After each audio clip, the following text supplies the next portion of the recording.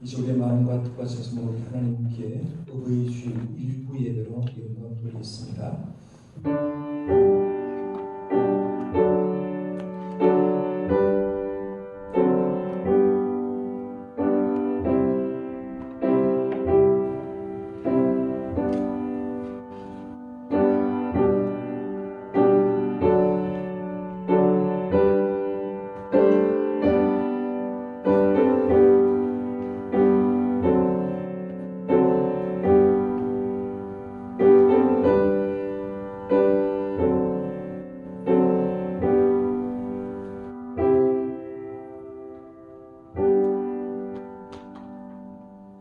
은혜와 사랑이 풍성하신 하나님 아버지, 의의 주일을 맞이하여 부모님을 공경하는 마음을 안고 예배를 드릴 수 있음에 감사를 드립니다.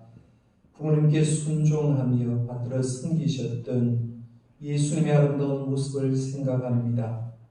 우리가 이 예배를 통해서 부모님을 공경하는 마음이 더 깊어지게 하여 주옵소서. 한평생 자식들을 위하여 헌신했던 부모님들이 하나님의 사랑과 위로를 받는 시간이 되게 하여 주옵소서. 또 하나님이 성전으로 모시고 나올 부모가 없는 자녀들에게는 큰 위로를 더하여 주시고 하나님께서 친히 저들의 부모가 되어 주옵소서. 모든 영광을 하나님께 돌리오며 예수님의 이름으로 기원드리옵나이다. 아멘. 우리 다 지나셔서 찬송이나 5장 보겠습니다.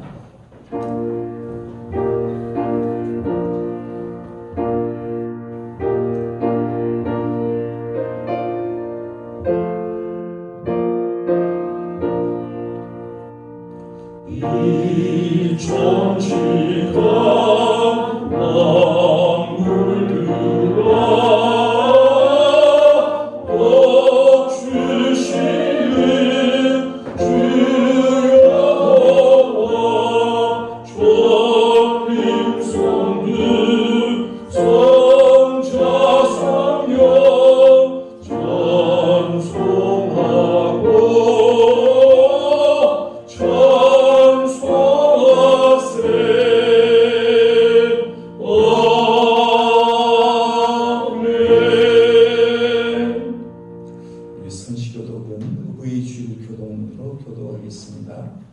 네 부모를 공경하라.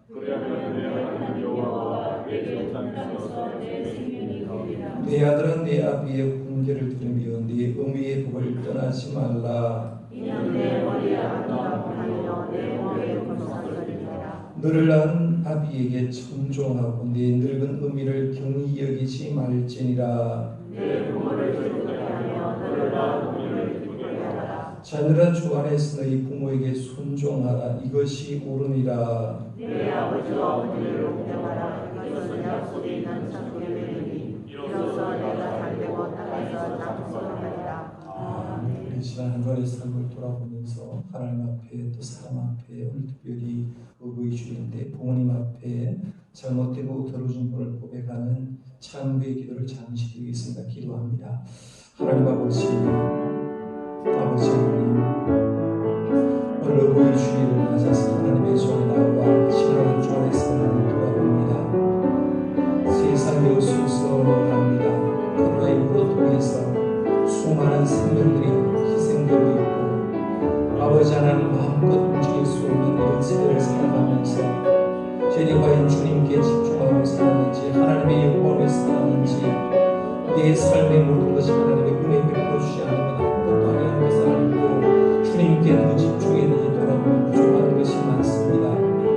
하나님 앞에서 잘못된 것들이 많습니다. 주님 용서하시고 오늘 특별히 부모님을 생각하면서 의주를 드릴 때 우리 아버지 어머니들에게 돌아가신 아버지 어머니에게 우리가 얼마나 부여했는지 얼마나 잘못한 것이 많은지 이 시간 고백할 때 주님 용서하시고 때로는 가족들과의 사이에서 가정에서 이웃들에게 잘못한 것이 있으면 주님 용서하여 주옵소서.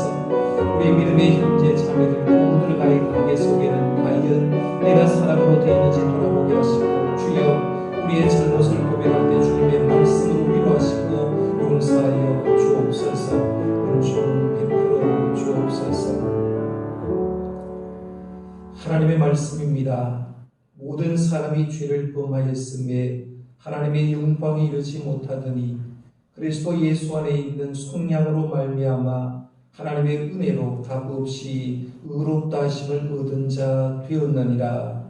이 말씀대로 여러분의 모든 죄를 예수님께서 십자가에 지신 보혈의 피로 깨끗하게 씻어 주신 줄 믿으시기를 바랍니다. 우리의 신앙을 사도신경으로 고백하겠습니다. 나는 전능하신 아버지 하나님 천지의 창조를 믿습니다. 나는 그의 일하신 아들 우리 주 예수 그리스도를 믿습니다. 그는 성령으로 잉태되어 동정녀 마리아에게서 나시고 본디오 빌라도에게 고난을 받아 십자가에 못 박혀 죽으시고 장사된 지 사흘 만에 죽은 자 가운데서 다시 살아나셨으며 하늘로 오르시어 전능하신 아버지 하나님 우편에 앉아 계시다가 그로부터 살아있는 자와 죽은 자를 심판하러 오십니다. 나는 성령을 믿으며 거룩한 공교회와 성도의 교제와 죄를 용서받는 것과 몸의 부활과 영생을 믿습니다. 아멘. 우리 순간 치셔서 찬송가 559장입니다. 찬송가 559장 부른 다음에 김용재 집사님 기도해 드리겠습니다.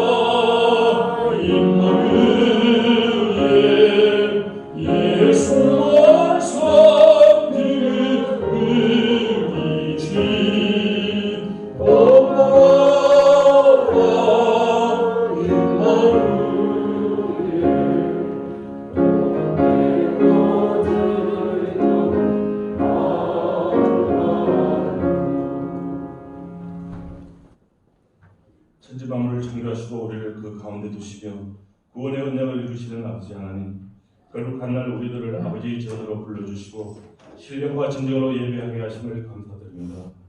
이 시간 우리 모두가 건강한 모습으로 어버이 주일로 지키며 아버지의 전에 모여 부모의 은혜를 생각하며 예배드리게 하심도 감사드립니다. 지난 한 주간 우리들을 아버지의 품 안에서 살아가게 하시고 보호하여 주심도 감사드립니다. 언제나 우리를 말씀 안에 거하며 아버지께 영광을 올려드리고 은혜를 사모하며 살아가게 하여 주심도 감사드립니다. 이 시간 성령께서 함께 하셔서 우리가 온전하게 예배하게 하옵소서. 우리나라와 우리 민족을 사랑하시는 아버지 하나님, 질병과 갈등으로 혼란스러운 우리나라가 온 국민이 하나로 뭉치고 서로를 위하며 함께 질병을 이겨내어 아버지께 감사드리는 나라와 민족이 되게 하옵소서. 갈등으로 다투는 우리 국민들이 뜻을 함께하며 하나의 목표 사랑으로 극복하며 서로 존중하는 국민들이 되게 하옵소서. 우리 교회를 사랑하시고 축복하시는 아버지, 이 지역에 드잡고 말씀의 불기를 내리게 하시고 말씀을 사모하며 사랑으로 구원의 성전으로 언약의 투진이 되게 하시고 복음 전파의 사명을 감당하게 해 주심을 감사드립니다. 언제나 우리를 축복하시어 질과 양으로 성장하게 하심도 감사드립니다. 우리들이 아버지의 뜻을 하며 아버지를 기쁘시게 하는 교회, 주님을 사랑하며 5가지 비전을 완성하는 교회, 희년을 준비하는 교회가 되게 하옵소서. 우리 성도들이 말씀과 구원의 언약을 사모하는 주의 충성된 일꾼으로 살며 나눔과 섬김으로 이웃을 위하고 지역사회를 위하며 복음을 재발견하며 복음이 삶이 되는 우리 성도들이 되게 하옵소서. 우리에게 열정과 능력의 영적 지도자를 주심도 감사드립니다. 담임 목사님에게 능력을 더하시어 영과 유고로 피곤치 않게 하시고 전하고 분육하시는 말씀이 아버지의 음성으로 들려지는 역사가 일어나며 그 말씀이 우리 정동의 권속들의 삶의 중도가 되게 하옵소서. 무교역자들을 기억하시고 축복하여 주시사 주님이 예배하신 길을 걸어갈 때 어렵고 힘든 길이 축복의 길, 은혜로 사명을 감당하게 하시고 그들의 노력으로 영성이 회복되고 굳건한 성도와 교회가 되게 하옵소서. 이 시간 성령께서 친히 주장하셔서 우리의 예배가 신령과 진정으로 드려지는 예배가 되게 하옵소서. 믿음은 말씀으로 들음으로 난다고 하신 주님, 교도의 모델 요셉이라는 목사님의 능력의 말씀이 오늘 이 자리에 모인 우리 모두를 변화시키게 하여 주옵소서. 새로운 믿음의 불길이 타올라 우리의 믿음이 갱신되고 사랑의 왕성한 교회가 되는 역사가 선포되지는 목사님의 말씀으로 이루어지는 예배가 되게 하옵소서. 23구역 건속과 반주자의 안도한 찬양을 받으시고 축복하사 그들이 끊임없이 아버지의 성호를 찬양하는 자들이 되게 하옵소서. 지금 이 시간 예배와 성전을 위하여 이름 없이 빛도 없이 봉사하는 성도들도 기억하여 주시고 그들의 노력이 아버지의 나라에 이르게 하옵소서. 우리를 사랑하시고 우리 죄를 대속하시려 높은 곳에서 낮은 곳으로 내려오신 예수 그리스도의 이름으로 기도드립니다. 이제 우리 모두가 주님께서 가르쳐 주신 기도로 기도하오니 하늘에 계신 우리 아버지, 아버지의 이름을 거룩하게 하시며 아버지의 나라가 오게 하시며 아버지의 뜻이 하늘에서 같이 땅에서도 이루어지게 하소서. 오늘 우리에게 일용할 양식을 주시고 우리가 우리에게 잘못하는 사람을 용서하여 준 것 같이 우리 죄를 용서하여 주시고 우리를 시험에 빠지지 않게 하시고 악에서 구하소서. 나라와 권능과 영광이 영원히 아버지의 것입니다. 아멘.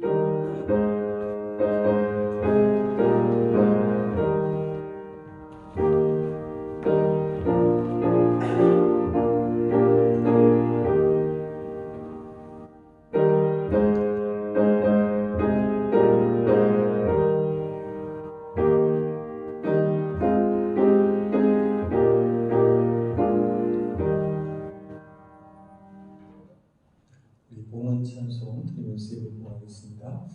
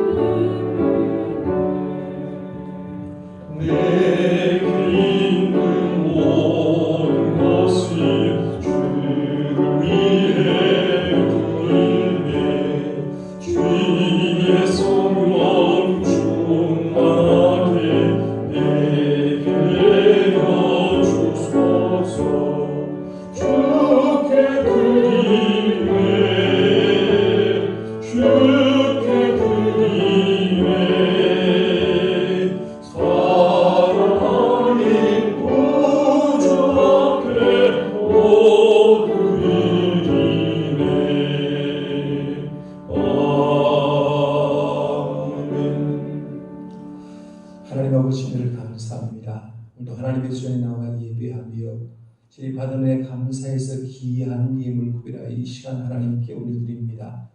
예배 참석하면서 주일 예물을 정성을 다해서 드렸습니다. 주님 예물 받으시고 주님의 은혜와 축복이 성도님의 가정에 넘쳐나게 하여 주옵소서. 11조임을 드린 귀한 가정이 있습니다. 예물 받으시고 성경에 약속한 대로 이 땅에 기름진 넉넉한 복으로 주님께서 채워 주옵소서. 아버지 하나님 여러 가정에서 감사의 예물 드렸습니다. 오늘부터 특별히 예배가 정상화된 것 너무나 감사해서 예물 드린 손길들이 있습니다.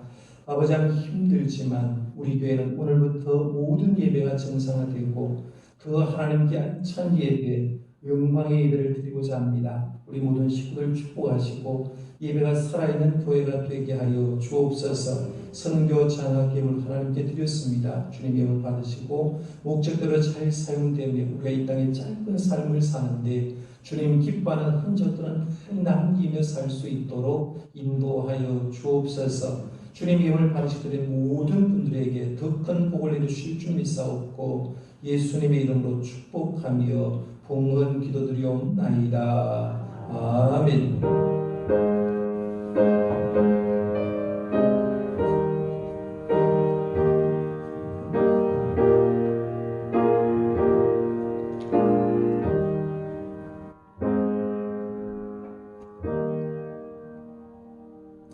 인사하겠습니다. 하나님 평강이 사랑하는 성도님과 함께 우리 앞뒤 자원분과 인사해 주시기 바랍니다.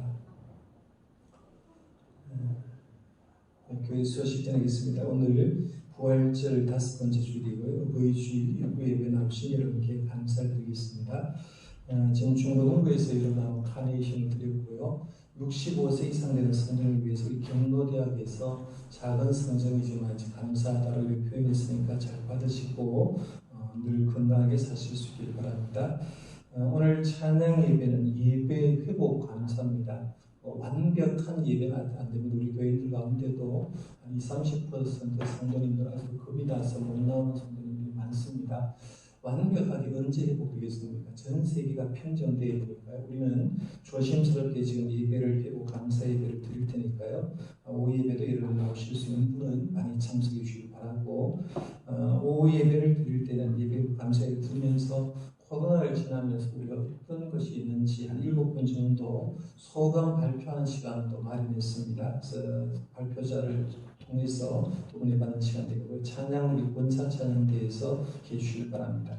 수요 성령 기도회도 정상적으로 드리고요. 특송 여전대회부터 순서대로 하겠습니다. 안내는 8구역입니다. 교회 사랑 50인 기도대에 올해 만들고 지금 60명 넘게 등록해 있습니다.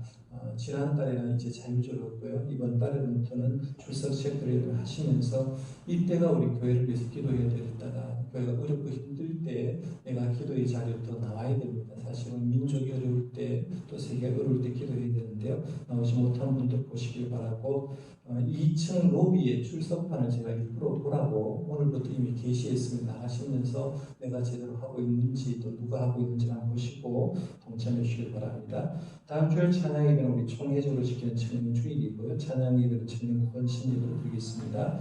그리고 소그룹 모임은 지금 다음에 단계를 하고 6월달부터 할 예정입니다. 하고 싶어도 소그룹은 아직 모이는 건 조금 자제를 해주시길 바라고, 오늘 이제 식사를 하겠습니다만 여전대 의원들이랑 같이 모여있는 건 조금 떨어지고요. 있어도 한 1-2m 정도 떨어져서 안전하게 해주시길 바랍니다. 그렇게 해주시길 바라고요. 주방공사는 5구역 장로님 권사님 순서되고 다음 주는 6구역 장로님 집사님 권사님 순입니다. 잘 섬겨주시기 바랍니다. 주간 성경 공부를 많이 주시기 바라고요. 오늘부터 이제 중심 및 로뎀 카페를 이용하는데 협력을 좀 해주셔야 됩니다. 그래서 각 부서에 가면 손 소독제가 있을 겁니다. 그래서 좀 불편하지만 추면 손 소독 좀 잘 해주시길 바라고요.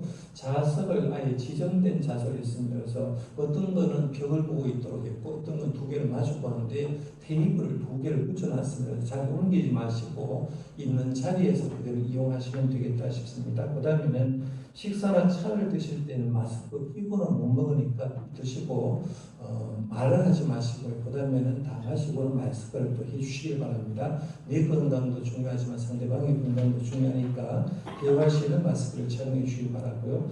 식당을 이용하실 때는 우리 재정부원이 일을 해야 되니까 재정부원부터 그다음에 학생 세가족 순으로 해서 1m 간격으로 두고 딱 붙지 말고 좀 가서 천천히 식사를 해주시면 좋겠습니다. 좌석은 우리 아동부실하고 분당 식당하고 해서 160석이 훨씬 더 넓습니다. 충분히 식사를 할 수 있으니까 힘내게 주시길 바랍니다. 코로나19로 인해서 사랑 나눔을 우리 교회에서 1차, 2차, 3차를 하는데요. 여러분들은 어떻게 생각하시지만 참 우리 교회가 좋은 교회다라고 생각하는 게 당회원들이 자발적으로 헌금하고 이렇게 좋은 일을 해보자라고 해서 1차는 3월 31일에 이미 실시를 했습니다. 671만 원을 우리 선거일 가정 사업장 20곳 좀 어려운 데는 좀 좋고요. 좀 괜찮은 데는 요구로 떨어가서 격리했습니다. 이미 실시를 했고요. 2차는 지금 진행 중에 있습니다. 지난주 재집계를 하고 1,000만 원인데 우리 성도님들 가운데도 65세 이상인데 혼자 사는 어르신들은 다 드릴 수가 없어요. 교인들은 200가정이 훨씬 더 늘기 때문에 65세 이상으로 혼자 사는 어르신을 대상으로 좀 나누려고 합니다. 한 50가정 정도 500만 원 나누고요. 지역에 있는 주민들도 코로나19에서 힘든 어른들을 이제 복지관을 통해서 음식을 해서 이제 나눌 예정입니다. 여기 25일 예정이고 우리 성도님 가정은 주일 쉬고 오는 주간 안에 아마 배달이 될 겁니다. 그러면 되시고 그다음에 3차로는 이미 실시를 했는데 지난 주간에 우리 교회 장로님 가정에서 선교사님들도 좀 코로나로 통해 힘든 선교사님을 좀 도와달라고 해서 200만 원을 헌금해서 6개국 6명의 선교사님을 후원해서 감사한 건 제가 느낀 게 뭐냐면 선교사님 많이 준데 50만 원 보통 다 전부 다 30만 원 드렸는데 30만 원 줘도 전부 다 저한테 감사 인사를 했습니다. 그래서 우리가 감사를 표현하는 거 교회도 이렇게 감사하면 성도도 교회 앞에 이렇게 감사를 표현하면 좋겠다 싶은데 제가 하여튼 이렇게 보면서 사랑 나누는 게 얼마나 귀한가 이런 생각을 해봤습니다. 그래서 총 1,871만 한 2천만 원 정도가 되고요. 교회 재정으로 1,171만 원 사용되고 특별히 우리 성도님들 가운데 두 가정에서 700만 원을 헌금했는 걸 예를 드렸으니까요. 좀 기도해 주시길 바라고 우리 교회 앞으로도 계속해서 사랑 나눔을 실천하는 그런 교회가 되도록 기도해 주시길 바랍니다. 대구 동남로의 은퇴 목사에도 이제 2달 쉬고 또 어르신들이 무위기로 이렇게 결정해서 14일 목요일 오전 11시에 우리 교당에 있습니다. 그래서 2달 쉬어서 이제 이번에 접대는 길로덕 장로님 이길래 본산 가정에서 은퇴 목사님들을 대접하기로 결정했습니다. 이제 경제가 어려워서 제가 뭐라고 말씀 못 드리는데 혹시라도 제 은퇴 목사님을 대접하고 싶은 생각이 있는 분들은 저에게 말씀하시면 다음에 계속 이어지겠고요. 없으면 이제 은퇴 목사님 자체적으로 하라고 제가 말할 예정입니다. 감사한 것은 오늘 우리 중식을 처음 시작하면서 모든 비용을 이재욱 장로님 모혜란 집사님 가정에서 둘째 아들 우리 결혼식을 지난 2월 29일에 했어요. 그래서 우리가 코로나 때문에 가지 못했는데 우리 장로님 가정에서 감사함으로 오늘 점심을 대접합니다. 잘 드시길 바라고요. 교우 동정에 보면 우리 김경섭 서리 집사님인데요. 그동안에는 대구광역시 지체장애인협회 사무처장으로 이렇게 근무하다가 연전했습니다. 동행보호 작업장들이 이제 원장으로 이제 자리를 옮겨서 승진하시고 이제 하시는데요. 나중에 보시거든 축하해 주시기 바랍니다. 우리 오혜란 집사님 또 계시고요. 또 김재현 집사님께서 축하의 박수 한번 드리겠습니다.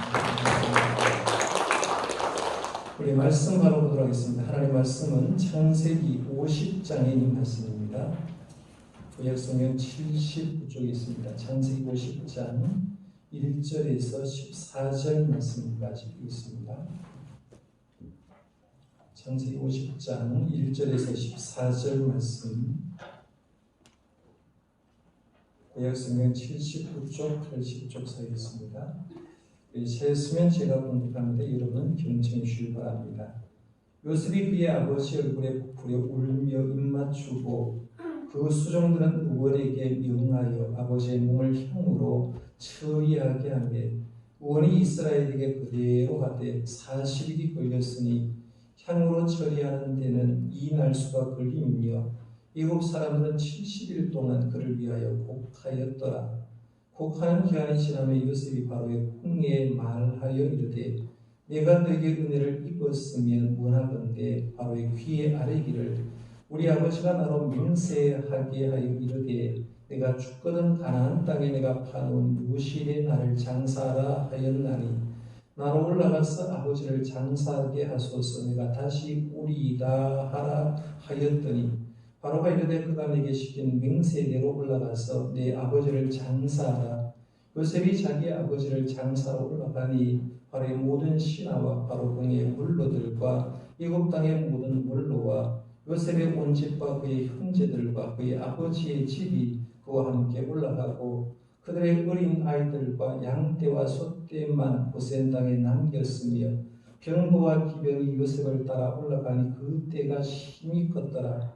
그들이 요단강 건너편 아닥 타장 마당에 이르러 거기서 크게 울고 애통하며 요셉이 아버지를 위하여 7일 동안 애곡하였더니 그 땅 범인 가나안 백성들이 아단 마당의 애통을 보고 이르되 이는 애굽 사람의 큰 애통이라 하였으므로 그 땅 이름을 아벨 미스라임이라 하였으니 곧 요단강 건너편이더라. 야곱의 아들들이 아버지가 그에게 명령한 대로 그를 위해 따라 행하여 그를 가나안 땅으로 미어다가 마므레아 막벨라 밭굴에 장사하였으니 이는 아브라함이 헷 족속 에브론에게 밭과 함께 사서 매장지를 삼은 곳이더라. 요셉이 아버지를 장사한 후에 자기 형제와 호상군과 함께 일부로 돌아왔더라. 아멘. 이 시간 우리 구역 순서대로 23구역 이 시간 나오셔서 찬양을 연주드리겠습니다. 찬양할 때는 마스크를 벗고 하시고요. 하시고 나서는 다시 기심하겠습니다.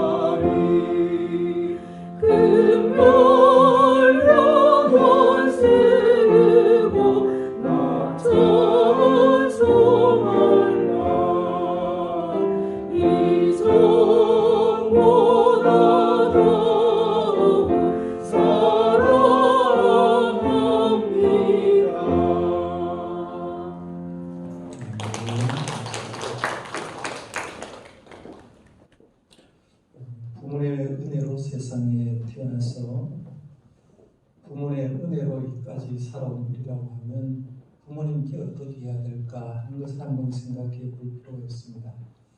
성경 말씀에 부모라고 이렇게 치고 보면 굉장히 많은 구절이 부모님께 이렇게 해라 그런 부분들이 나옵니다. 그 중에 제가 대표적인 구절 6구절을 한번 소개해 보려고 하는데 작은 구절인데요. 먼저 10계명 가운데 제5계명이죠. 출애굽기 20장 12절에 보면 내 부모를 공경하라 그리하면 내 하나님 여호와가 내게 준 땅에서 내 생명이 길리라 하면서 내 부모를 공경하라 하고 있어요. 레위기 19장 3절 말씀에 보면 너희 각 사람은 부모를 경외하고 나의 안식일을 지키라 나는 너희의 하나님 여호와이니라 했는데 부모를 경외하라 이렇게 있습니다. 신명기 27장 16절 말씀에 보면 그의 부모를 경홀히 여기는 자는 저주를 받을 것이라 할 것이요 모든 백성은 아멘 할지어다 라고 말하면서 부모를 경홀히 여기는 사람은 저주를 받는다라고 했어요. 잠언 23장 25절 말씀에 보면 내 부모를 즐겁게 하며 너를 낳은 어미를 기쁘게 하라라고 말하면서 부모를 즐겁게 부모에게 기쁘게 좀 하라라고 했습니다. 에베소서 6장 1절 말씀 우리가 늘 대하는 말씀인데 자녀들아 주 안에서 너희 부모에게 순종하라 이것이 옳으니라 하면서 부모에게 순종하라라고 했어요. 골로새서 3장 20절 말씀에도 보면 자녀들아 모든 일에 부모에게 순종하라 이것이 주 안에서 기쁘게 하는 것이라 했어요. 많은 부모에 대한 구절 가운데 제가 6구절만 이렇게 뽑아도 참 부모가 어떻게 자녀가 부모에게 어떻게 하는가 굉장히 알 수가 있는데 제가 성부 사회를 통해서 쭉 뽑아보니까 긍정적인 거예요. 부모를 공경해라. 부모를 공경하고 부모에게 순종하고 부모에게 기쁘게 해라 했고요. 부정적으로 얘기하는 말은 부모를 경홀히 여기지 말고 부모를 회방하지 말라 이렇게 얘기하면서 이렇게 이런 것은 좀 했으면 좋겠고 이런 것은 하지 말라고 얘기를 하는데 우리가 부모님께 효도하려고 하면 성경에 말씀하신 대로 부모님을 공경하고 부모님께 순종하고 부모님을 기쁘게 하면 되는구나 이게 효도구나 이런 생각을 해볼 수가 있습니다. 그런 내용을 쭉 살펴본 가운데 그러면 성경의 인물 가운데 효도의 모델이 도대체 누굴까? 한 사람을 모델로 들 수 있는데 저는 오늘 효도의 모델로 요셉을 한번 생각해 보면서 요셉은 어쩌면 성경 말씀에 약속한 대로 부모님이 이렇게 하라고 한 대로 순종하고 잘했던 효도의 모델이라고 볼 수 있는데요. 그래서 제가 3가지 정도 요셉의 삶 속에 부모에게 이렇게 했구나로 정리해서 좀 말씀드려보려고 합니다. 첫 번째는 요셉은 순종으로 효도한 사람이라고 볼 수 있습니다. 요셉은 여러분 알듯이 그 야곱의 12아들 가운데 특별히 아버지의 사랑을 받아서 채색을 입고 살았다는 걸 여러분이 압니다. 왜 그럴까?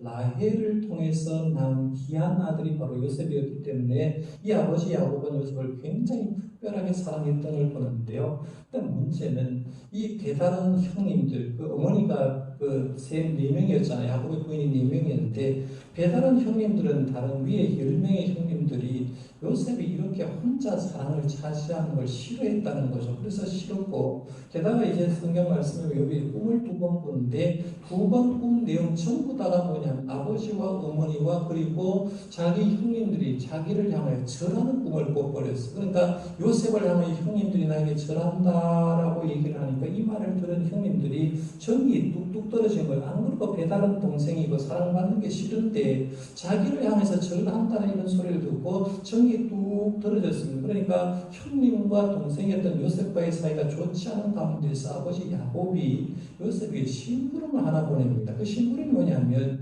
지금 형님들이 세겜에서 양을 치고 있으니까 세겜에 가서 형님들은 지금 편안하게 잘 지내고 있는지 그리고 양떼들도 편안하게 잘 성장하고 있는지를 돌아서 형님들의 소식과 양떼의 소식을 돌아와서 나에게 잘 보고를 좀 해라라고 얘기를 합니다.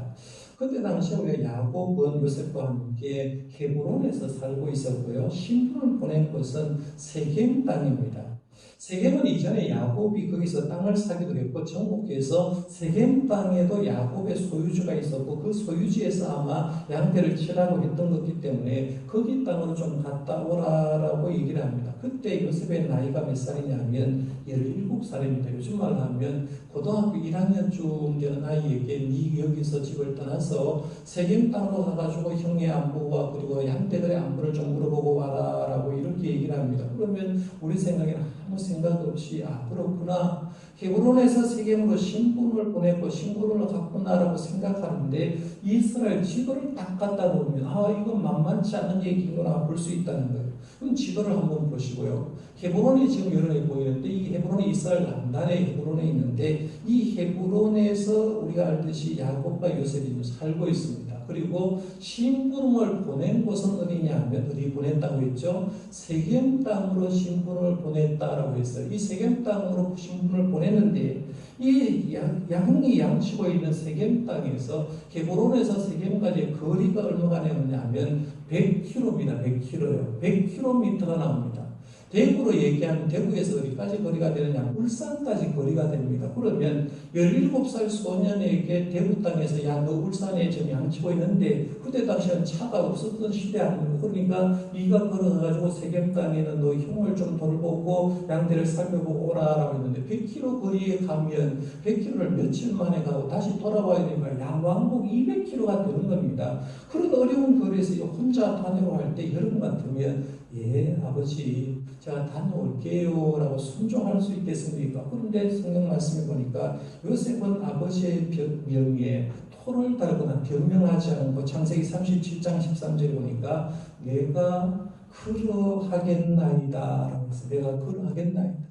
아버지 세겜 땅으로 가라니까 내가 그러하겠나이다 라고 했어요. 그래서 며칠 걸려서 갔는지 모르지만 세겜 땅에 가봤습니다. 세겜 땅에 가봤는데 거기에는 형님이 이미 없었습니다. 그리고 이 주변에 있는 사람에게 세겜 땅에 우리 형님들이 10명의 형들이 여기에 양을 치고 있는데 이 사람들 어디 갔습니까? 보니까 주변에 있던 사람들이 당시에 도단이라는 지역이 있는데요. 여기는 목초지가 가장 넓고 좋은 지역에서 굉장히 목초하기 좋으니까 세겜 땅에서 형들이 어디에 갔느냐 하면 도단 땅으로 갔다라고 얘기를 합니다. 이 세겜에서 도단까지의 거리는 또 얼마가 되느냐 하면 30km가 되는 겁니다. 그러니까 헤브론 땅에서 도단까지의 거리를 총 얘기를 하면 편도가 130km예요. 왕복하면 260km입니다. 그러면 이렇게 먼 거리를 요셉은 아버지가 니 좀 가봐라 라고 얘기했을 때 아버지의 말씀대로 순종했다 하는 걸 보게 됩니다. 물론 도단에 가서 형님들에게 죽을 뻔하고 거기서 이제 미국으로 종으로 팔려갑니다만은 효도의 관점에서 볼 때 이 요셉은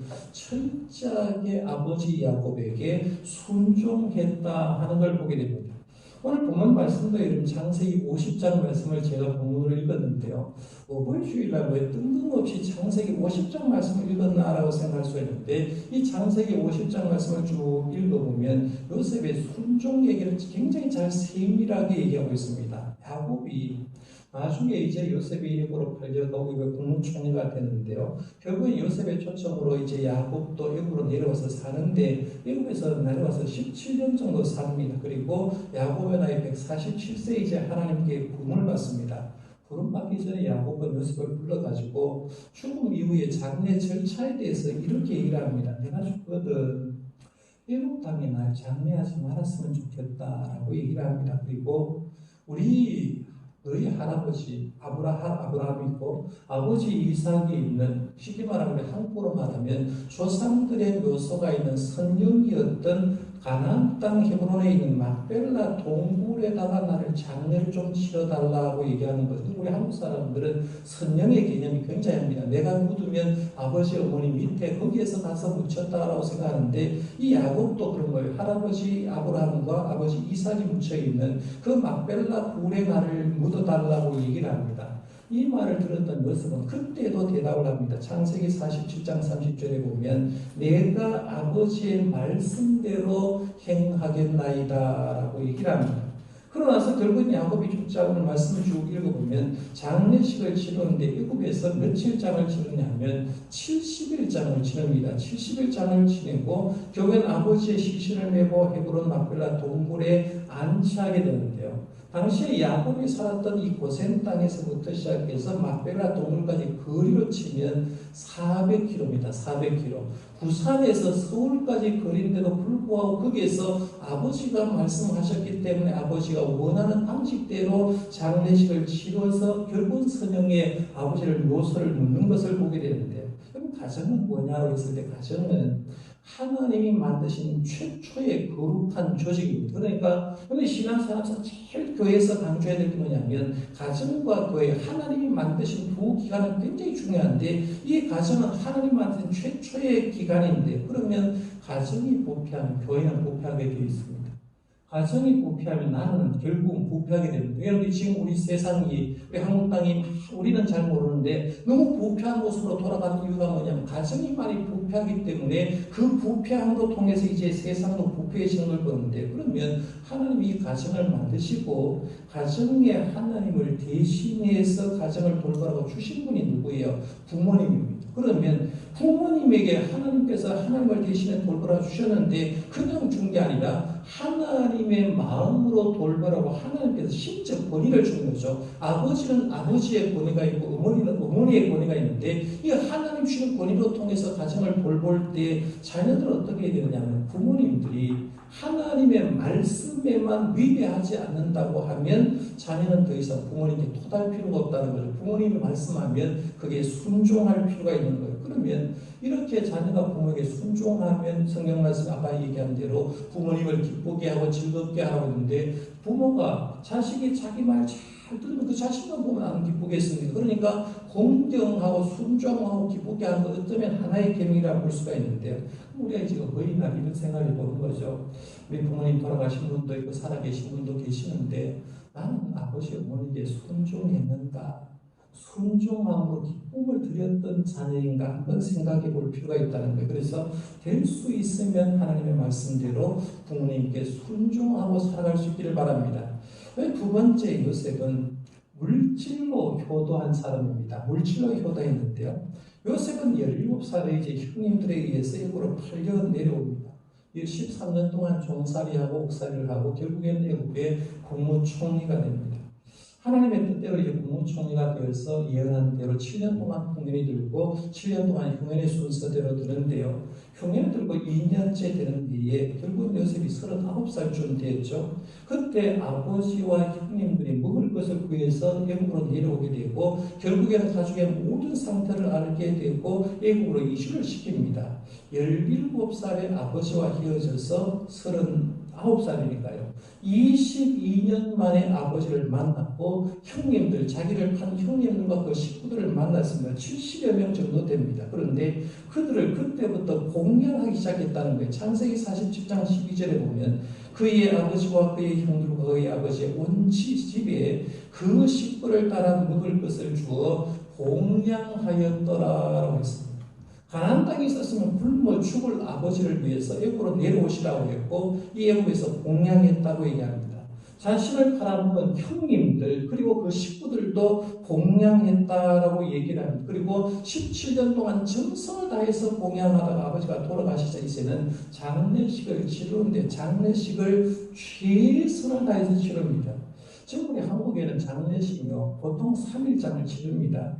3일장 치르는 것도 비용이 많이 들잖아요. 뭐 밤부터 시작해서 돌아가시는 분을 위해서 또 살아가는 분을 위해서 장례 절차를 위해서 돈이 굉장히 많이 들어가서 보통 가정에서 이제 우리 부모님이 살아계시면 상조에 가입하고 상조에 가입함으로 통해서 그걸 미리 준비하는 가정들이 많은데 오늘 말씀해 보면 요셉은 아버지 야곱의 장례식을 치르는데요. 3일장도 아니 5일장도 아니에요. 얼마의 장례식을 치르냐면 70일장을 치러요. 70일장. 이 70일장은 오늘 본문 말씀에도 3절 말씀에 보면 70일 동안 그를 위하여 복하였다라고 이렇게 하는데 당시에 애굽에 국장 치를 때 어떤 왕이 죽을 때 왕족이 죽었을 때 장례식을 70일장을 치렀는데 이런 국장계 형식으로 장례식을 치렀던 걸 봅니다. 그 말씀을 보면 그 시신을 위해서 향을 넣는데 40일이 걸렸다고 하는데 쉽게 말하면 아버지를 미라 만드는 겁니다. 그 더운 지역이기 때문에 장례식을 70일 치르려고 한 미라를 만드는데 미라를 처리하는데 40일이 걸렸죠. 엄청난 비용이 들었을 겁니다. 그리고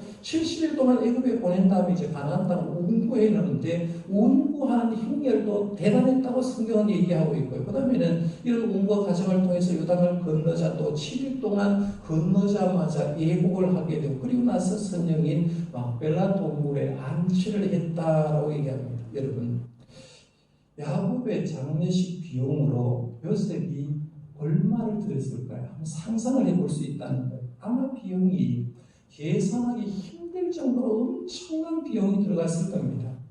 그 비용을 야곱이 부담하는 거예요. 여러분, 지금 효도가 힘들다 하는 이유가 뭘까요? 그 중 하나는 어른을 섬기는데 돈이 들어가기 때문에 그렇습니다. 내가 자식일 때요, 아버지께 어머니께 돈 타내는 건 굉장히 쉬웠습니다. 필요하다면 돈 줬거든요. 학비 필요하다면 학비 주고, 놀러 간다면 놀러 가는 돈을 줬습니다. 그래서 내가 자식이었을 때는 아버지의 돈 타는 것이 굉장히 쉬웠는데, 내가 성인이 되어서 부모님께 용돈 드리는 거 왜 그렇게 어려울지 모릅니다. 부모님께 선물하려고 하면 별 생각 다 해야 되고요. 부모님의 음식 대접하는 것도 신경 써야 되고, 부모님 한번 해외여행 보내고 가면 굉장히 신경을 써야 됩니다. 가전제품 하나 우리 집에 어른들이 계시는 곳에 사드리려고 하면 큰 결심하지 않고는 못해주는 그런 가정이 굉장히 많습니다. 평생 나를 위해서 헌신해서 사시는 부모님인데, 자녀는 부모님의 효도를 받아 이만큼 성장했는데 부모님께 드리지를 못하니까 부모님의 노후는 점점 초라해지는 걸 보게 됩니다. 그러니까 부모님은 젊었을 때는 참 멋있게 살다, 연세가 들수록 모습도 행동도 입는 옷도 점점 초라해지는 걸 보게 됩니다. 이쯤에서 제가 노래를 하나 좀 들려드리려고 합니다. 소리꾼 장사희 씨가 부른 꽃구경이라는 노래입니다. 노랫말은 김형영 시인이 쓴 따뜻한 봄날은 시라는 시예요. 이 시에다가 이 장사희 씨가 곡을 붙이고 노래를 본인이 직접 하는데, 노래 내용은 뭐냐 하면 고려장에 대한 얘기입니다. 이제 고려 시대에 연세 많은 어른들, 집에 있는 어른들을 이제 지게 지고 산에 있는 북파에 있는 웅덩이 가서 어머니를 거기 갖다 놓으면, 아버지를 갖다 놓으면 거기서 먹지 못하고 살다가 그냥 죽게 되고, 죽으면 그 시신을 가지고 장례식을 치렀다고 하는데, 사실은 우리나라에는 역사적으로 근거를 봤을 때 고려장은 없었다고 합니다. 이 고려장을 누가 만들었냐, 일제시대에 일본 사람들이 우리 한국 사람의 나쁜 점을 교육하기 위해서 일제시대에 만들었다고 얘기를 합니다. 하여간 부모님을 생각하면서 이런 시를 썼는데, 하여간 가사는 고려장을 치르기 위해서 가는 아들과 어머니에 대한 내용입니다. 영상은 한 4분 40초 정도 되는데요. 한번 보시겠습니다.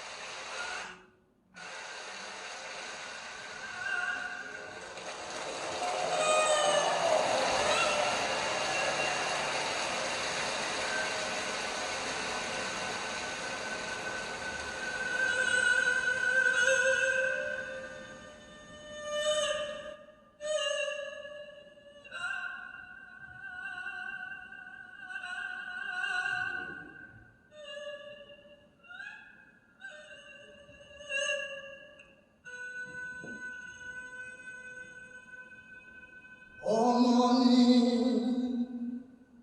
꽃구경 가요. 제 등에 업혀 꽃구경 가요.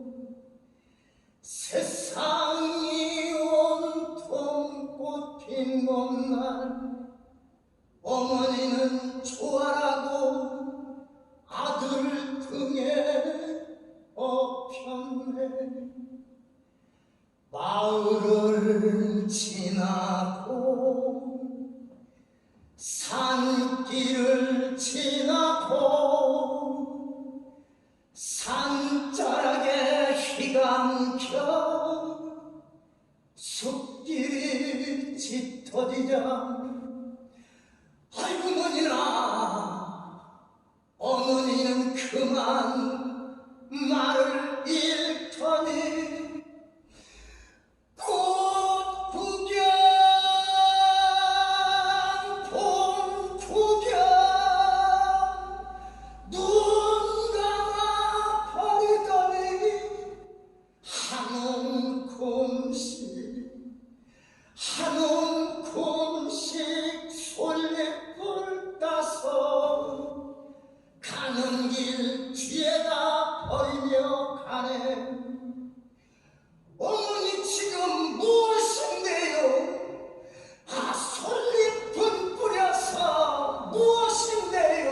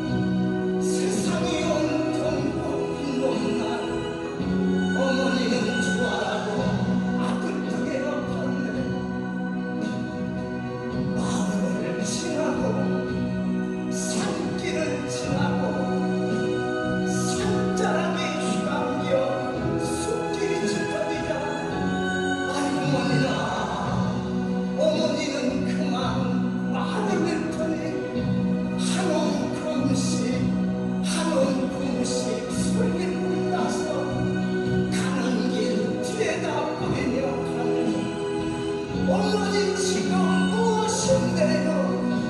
아, 솔잎은 뿌려서 무엇인데요?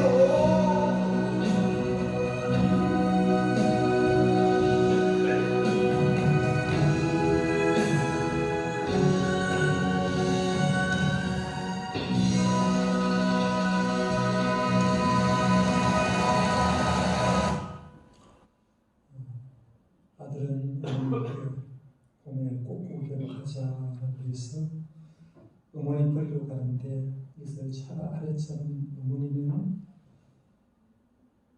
다시 돌아가려고 아들을 생각하면서 솔잎을 따서 길에 뿌렸다. 어머니의 사랑에 대해서 노래하는 겁니다. 이것이 부모가 자식을 내리 사랑하는 것. 자식이 부모를 치사랑하는 게 얼마나 어렵다는 걸 한번 생각해 보는데, 이런 질문은 구체적으로 제가 말씀드릴 때 부모님을 위해서 물질로 얼마나 공양하는가 한번 생각해 볼 필요가 있습니다. 고려 시대에 고려장은 없었다고 얘기하지만 어쩌면 현대판 고려장은 있다고 얘기하는 사람들이 굉장히 많습니다. 현대판 고려장이 뭡니까? 라고 말하면 시간 관계상 제가 몇 가지만 말씀드리면, 첫 번째, 노인 자살 문제.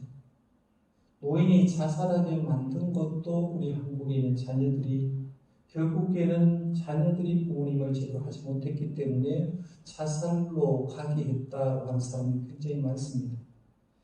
우리나라 노인 자살률이 OECD 37개 나라 가운데 1위를 달고 있다는 어느 사람입니다. 왜 그러면 노인 자살률이 심합니까? 라고 말하면 노인 빈곤율도 1위에서 그렇습니다 라고 대답할 수가 있습니다.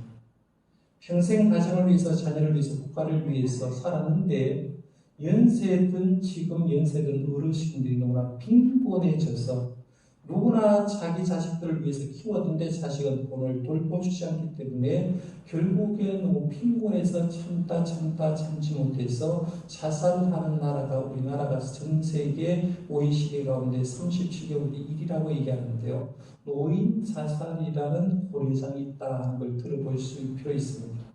두 번째는 요양원과 복지시설도 현대판 고려장이라고 얘기할 수 있습니다.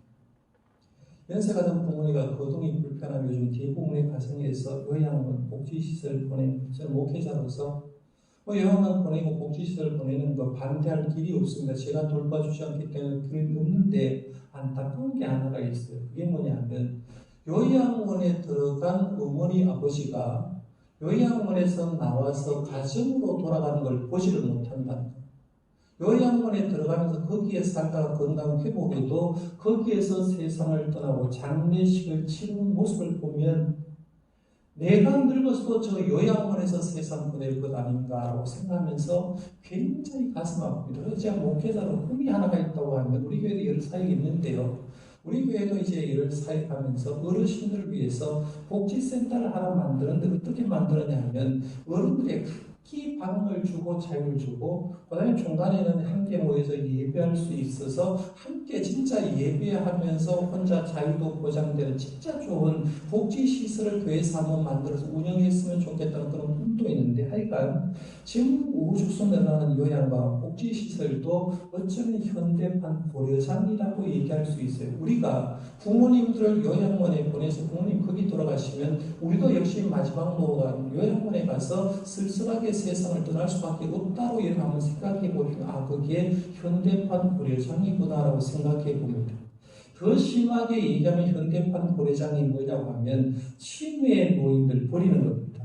지금 여러분 뉴스를 통해서 들어오고 있습니다. 지금 아파트 이름 여러분들 젊은 사람들은 괜찮지만 연세는 60대 70대 내 자식 사는 아파트 이름 얘기라고 하면 자식 사는 아파트 이름 얘기하는 사람이 없으면 너무 어렵고요. 자식 사는 아파트에 찾아갈 부모님들이 별로 없던 겁니다. 그러니까 어머님들이 아버지가 치매가 딱 걸리는 순간 택시를 태우거나 여행을 가가지고 버리는 일들이 종종 생기는 것을 보면서 치매 노인 버리는 것도 현대판 고려장을 치르고 있구나라고 생각해 봅니다. 여러분 요셉은 아버지의 노후 17년을 전적으로 물질로 봉양하고 생겼습니다. 돌아가신 후에는 막벨라 선영에 안치될 때까지 참 잘 섬겼던 걸 보게 됩니다. 저도 자녀고 여러분 자녀인데요. 여러분 부모를 위해서 얼마나 물질을 쓰는가를 한번 생각해 볼 필요가 있습니다. 내가 쓰는 용돈 5분의 1만 아버지 어머니한테 드리면 효자 효녀라는 소리 들을 겁니다. 내 자식을 위해서 쓰는 10분의 1만 내 아버지 어머니를 위해서 사용한다고 하면 부모님께 효자 효녀라는 소리를 들을 겁니다. 그런데 우리는 그게 잘 안 되거든요. 그러니까 의도적으로 내가 진짜 부모를 공경하라고 했을 때 어떻게 물질적으로 부모님께 하고 있는지를 생각해보고 살아 계실 때 한 번이라도 부모님에게 물질적으로 더 봉양할 수 있기를 바랍니다. 진짜 필요한 거예요. 그 다음에 세 번째 이 요셉의 그 효도는 형제 사랑으로 효도했다라고 볼 수 있습니다. 제가 장례식을 진행하면 마지막 시간 하간 예배나 하장 예배를 드릴 때 유족이 이런 말 합니다. 이제 어머니는 세상을 떠났습니다. 이제 아버지는 세상을 떠났습니다. 이제 여러분이 남았습니다. 남은 여러분들 가운데는 종교로 다를 수가 있습니다. 그러나 가신 어른이 여러분에 남길 마지막 말씀이 뭔지 아십니까? 라고 말하면서 남은 여러분이 지금부터 진짜 하나가 되어서 우리에 있게 살아가십시오 바라는 게 부모의 마음일 겁니다. 라고 말하면서 형제지간에 우위에 있을 것을 얘기를 하고 있는데요. 우리 부모님들은 영원히 있지 못합니다. 저희 아버지 어머니도 벌써 20년 세월에 두 분 다 떠나가셨거든요. 그러면 때가 되면 우리 모든 부모님들은 세상에 떠나는데 그러면 이 세상에 가장 오래 남을 사람이 누구냐면 형제 자매입니다. 형제지간에 제일 잘 남아있는데 그러면 형제지간에 남아있는 사람들이 진짜 우위에 있게 지내면 돌아가신 부모님이 천국에 갔을 때도 야 내 흐뭇하다라고 얘기를 할 겁니다. 그런데 의외로 보면 믿음의 사람이라고 얘기하면서도 형제지간에 우애가 없고 사랑이 없는 가정이 많은데요. 오늘 본문 뒷부분에 쭉 읽어보면 요셉이 제 아버지 야곱의 장례식을 치르게 됩니다. 치르고 나서 70일 잠을 치고 오랜 기간 동안 장례를 치르고 다시 일부로 돌아왔는데 돌아오면서 형님들의 마음이 편치 않았습니다. 왜냐하면 아버지 살아계실 때 아버지 봤어라도 우리를 이렇게 잘 봐줬는데 이제 아버지 장례식을 치르니까 자기를 팔아먹었던 이 형님들 그 가족들을 어떻게 할까 원수가 볼까 걱정을 했습니다. 그러니까 아버지 핑계 삼아 지금까지 잘해줬지만 지금 아버지가 안 살아계시니까 우리를 어떻게 할 거다 원수 갚을 거다라고 생각했는데 그래서 형님들이 요셉에게 얘기합니다. 아버지 돌아가실 때 이런 얘기를 했으니까 우리를 용서해 달라고 하고 잘 살게 해달라고 아버지가 얘기했다라고 합니다. 그때 요셉이 형들에게 이렇게 말합니다. 창세기 50장 20절에서 21절에 보면 당신들은 나를 희하려 했으나 하나님 그것을 선으로 바꾸사 오늘과 같이 많은 백성의 생명을 구원하게 하시려 하셨나니 당신들은 두려워하지 마소서 내가 당신들과 당신의 자녀를 기르리이다 하고 그들을 간곡한 말로 위로하였더라라고 말하면서 아버지 죽음 이후에도 내가 형님들의 가정 조카들 모든 식구들을 내가 사랑으로 돌봐주겠다라고 얘기했고 실제적으로 형님의 가정을 끝까지 책임진 걸 보게 되는데요. 근데 부모님을 기쁘시게 하는 게 뭘까? 부모님이 돌아가셨는데 그럼 어떻게 돌아가신 부모님을 기쁘게 할까라고 했을 때 형제지간의 사랑으로 있는 거죠. 그래서 부모님이 살아계실 때도 돌아가신 이후에도 형제지간에 잘 우애하게 지내는 게 이게 바로 효도구나라고 생각해 볼 수 있다는 거예요. 그러면 과연 여러분의 가정에는 내가 예수 믿는다라고 하는데 형님 볼 때, 동생 볼 때, 누님 볼 때 형제지간에 과연 우애가 있는가를 한번 생각해보고 내가 먼저 사랑으로 접근할 필요가 있다는 거예요. 말씀을 정리하면 오늘 어버이주를 맞아서 효도의 모델로 요셉을 한번 정리해봤습니다. 성경의 말씀 효도 요셉은 이렇게 순종하며 이렇게 전하는데요. 그러면 지금은 누구 차례냐고 했을 때 지금은 우리 차례입니다. 그래서 될 수 있으면 부모님이 살아계실 때 효도하고 돌아가셨다고 하면 부모님이 돌아가시는 그 부모님이 지금도 우리를 보고 계시다고 생각하고 부모님 앞에 진짜 효도하는 마음으로 살아가는 저와 여러분들 되시기를 바랍니다. 기도하겠습니다. 하나님 아버지를 감사합니다.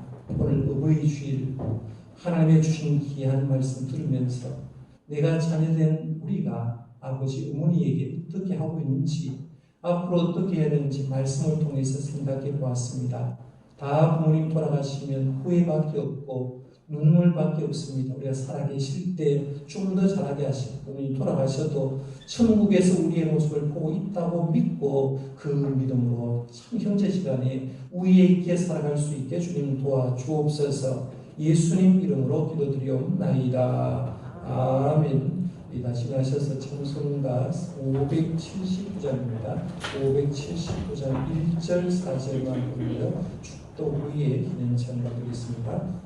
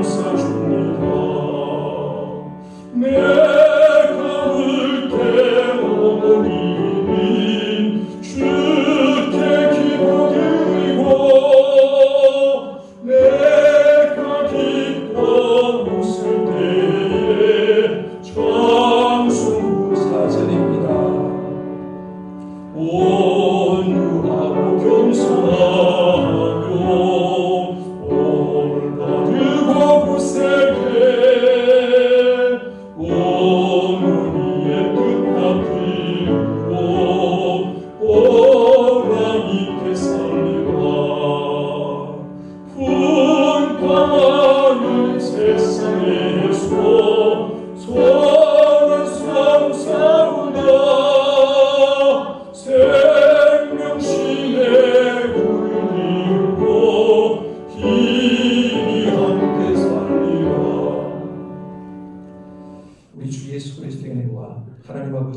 크신 사랑과 성령님의 교통하심, 효대의 모델 요셉을 보면서 우리도 이런 효도하는 삶을 살고 다짐하는 온 성도들 위에 가정 위에 하는 일들을 위해 이 땅에 계시는 모든 부모님들 머리 위에 지금도 영원토록 함께 하시기를 간절히 축원하옵나이다. 아멘.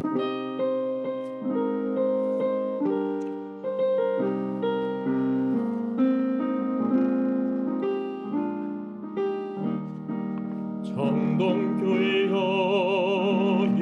여인연애다 나팔 불며 선포하라 가난한 자 눈먼 자 포로된 자들아 자유와 해방이다 새로운 출발 꿈을 꾸자 요셉처럼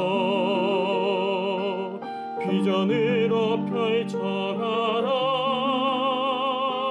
주빌리 주빌리 할렐루야 아멘 이 땅의 희망 정동교회 정동교회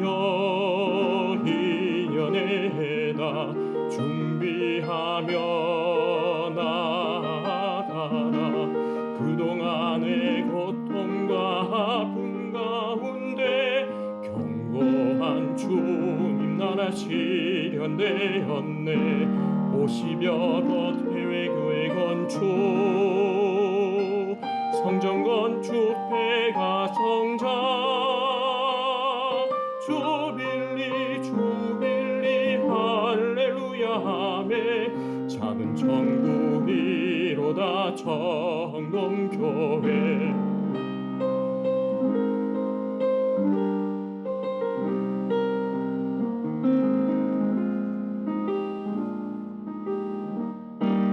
정동교회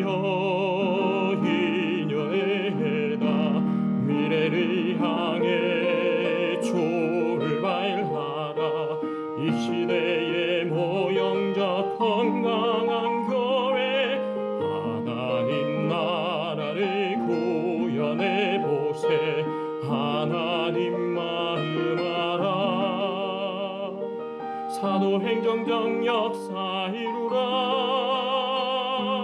주빌리 주빌리 할렐루야 아멘 축복의 땅이로다 정동교회